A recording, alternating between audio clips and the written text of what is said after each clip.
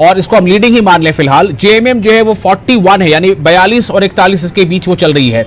JVM 3 है। सीधे तौर पर अगर हम देखें कि अगर मान लीजिए कि जो रीजनल पार्टियां, छोटी पार्टियां हैं जो किंग मेकर का रोल निभा सकती हैं, उनमें एक जेवीएम है, दूसरा आजसू है।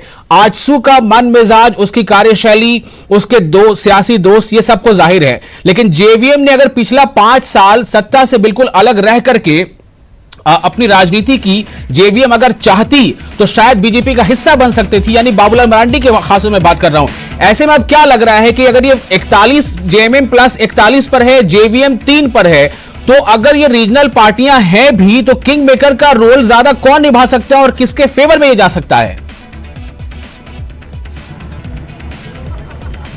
देखिए, किंग मेकर की भूमिका यदि महागठबंधन यानी कि जेएमएम प्लस के पास बहुमत रहता है तो विशाल किंग मेकर कोई रह नहीं जाता है।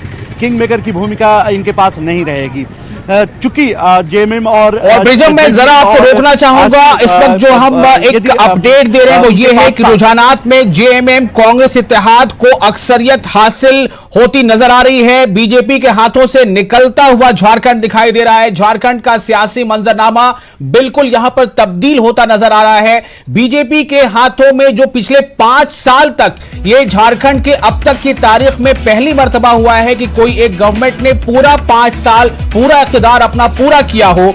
और यह भी पहली बार हुआ था कि रघुवर दास की शक्ल में जो बीजेपी के लीडर थे, जो वहां मुख्यमंत्री बने थे, वज़ीर आला बने थे, यह पहली बार हुआ था कि कोई नॉन आदिवासी वहां वज़ीर आला बना था।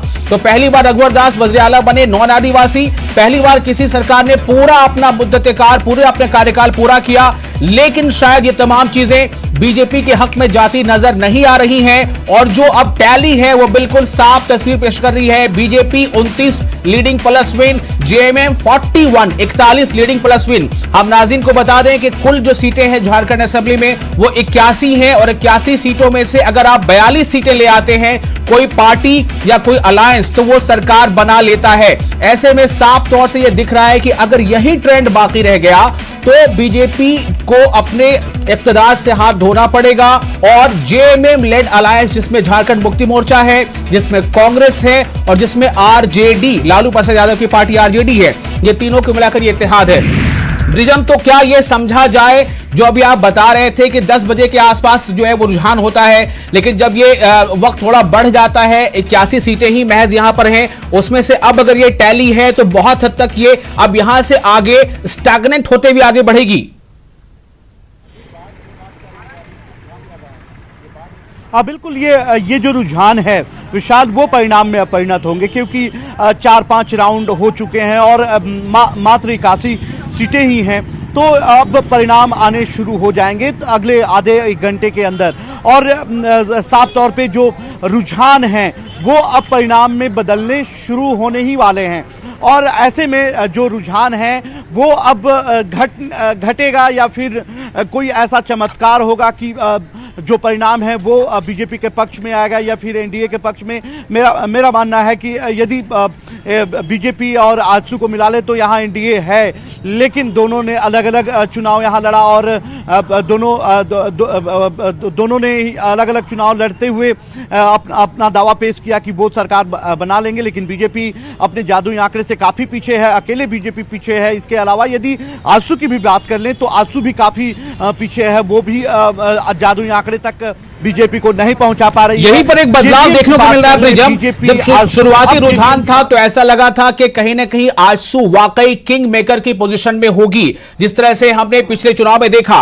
लेकिन क्या इस बार ये जो शुरुआती रुझान था आजसू का, जहां पर आजसू को 5 का फायदा दिखाया जा रहा था, लेकिन अब आजसू विनिंग प्लस लीड जो है वो कुल मिलाकर 4 है, तो क्या यह समझा जाए कि झारखंड के जो जनता है उसने सीधे तौर पर बाइपोलर इंतखाब किया है, या तो बीजेपी लेड या बीजेपी या फिर जेएमएम लेड जो बीजेपी को टक्कर दे सके, कोई तीसरा नहीं?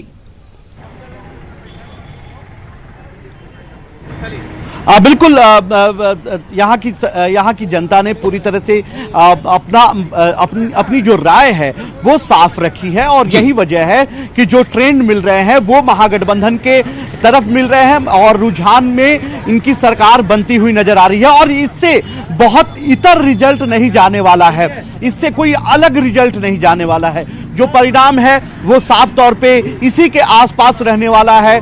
महागठबंधन की मान लें, यदि अभी की बात कर ले, अभी के समय की बात कर ले, तो ये जो ट्रेंड है, ये जो रुझान है, वो परिणाम में बदल जाएंगे, क्योंकि समय जो है वो लगातार बीतता जा रहा है। जो राउंड हैं, जो काउंटिंग के राउंड हैं, वो लगातार चलते जा रहे हैं, तो ट्रेंड अब बदलने वाला नहीं है। ट्रेंड पूरी तरह से सेट हो चुका है, अब ये वापस ट्रेंड नहीं आएगा।